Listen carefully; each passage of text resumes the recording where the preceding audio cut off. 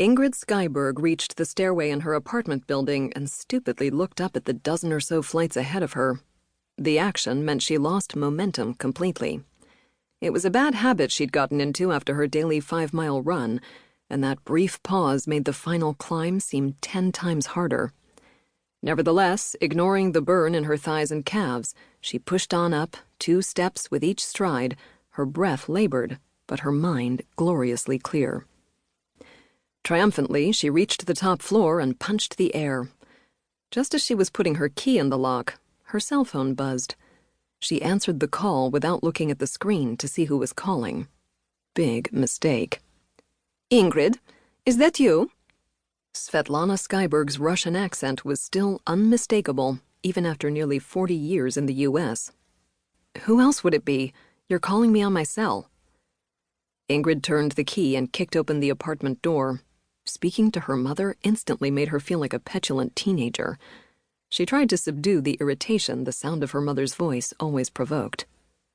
"Everything all right? You okay?" Ingrid hadn't spoken to her in months. Me? Of course I am okay. Why wouldn't I be? The indestructible Svetlana Skyberg. 2 packs of specially imported unfiltered cigarettes a day for the last 40 years and still going strong. Ingrid shut the apartment door with her behind and wandered into the kitchen. She pulled a fresh bottle of water from the fridge. "Then why are you calling?" A split second later, she remembered. How could she have forgotten? Svetlana only contacted her when... Ingrid got a sinking feeling in her stomach. Oh no, not again. Have you seen TV? It is on the news in England? I don't own a TV. Why not? Is FBI not paying you enough to buy a TV now?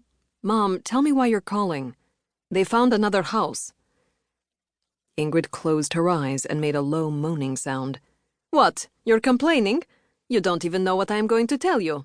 You need to know. You must listen to me. Please, Mom, I don't have time for this. I have to get ready for work. So now you can't spare 5 minutes for something so important? Ingrid knew the amount of time she spent speaking with Svetlana was irrelevant. As soon as she put the phone down, she'd replay the events of 18 years ago over and over.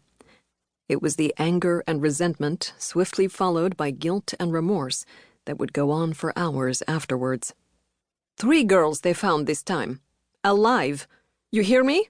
Alive. She took a deep breath. Ingrid pictured her sucking on one of her long cigarettes. What am I saying? They are not girls, not now. They are full-grown women. One of them is 32. For God's sake, Ingrid, don't you see what I'm saying? She is Megan's age.